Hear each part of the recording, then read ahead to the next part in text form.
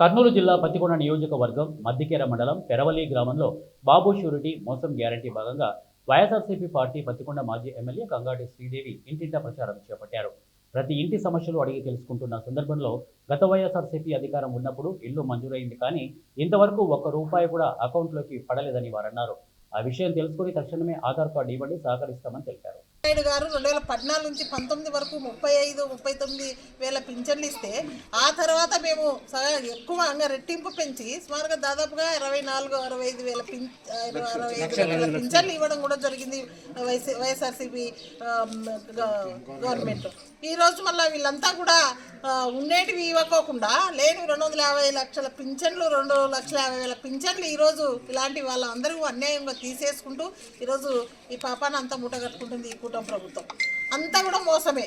ఈరోజు మహిళలకంతా కూడా టోకరా కొట్టినారు. 4 సంవత్సరానికి 3 సిలిండర్లు ఇస్తామని ఈ పాటికి ఒకటి ఇచ్చిన వాళ్ళకు కూడా వాళ్ళ అకౌంట్లో పడినాయో లేదో డబ్బులు వాళ్ళకి కూడా సబ్సిడీ తెలియదు. 2వ పింఛన్లు దేవుని కనుక, 3వ పింఛన్లు అసలు నామరూపాలు, 3వ సిలిండర్ నామరూపాలు లేని పరిస్థితి ఈరోజు.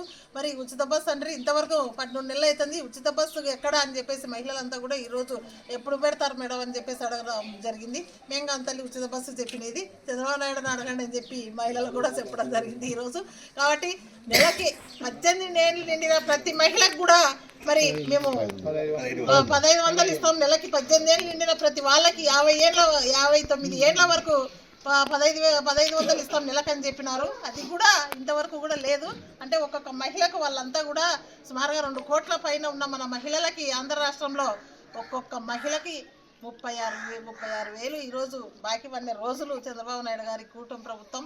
అదేగాక ఇంకా అన్నదాత సుఖీభవ్ అని చెప్పేసి సంవత్సరానికి ఒక్కొక్క రైతుకు ఈరోజు రైతన్నకి 20,000 నష్టం. 2వ సంవత్సరం వచ్చా వేసినాం, కొంత వేస్తామని చెప్పడమే జరుగుతుంది, కానీ ఇంతవరకు కూడా రూపాయి పడిన పాపాన పోలేదు. రైతన్నలకు కూడా ఒక గిట్టుబాటు ధర లేదు, ఎక్కడ లేదు. అదే జగనన్న ఉన్నప్పుడు ఈ పాటికి 2వసారి రైతు భరోసా పడడం జరిగింది, 2వసారి అమ్మఒడి పడడం జరిగింది.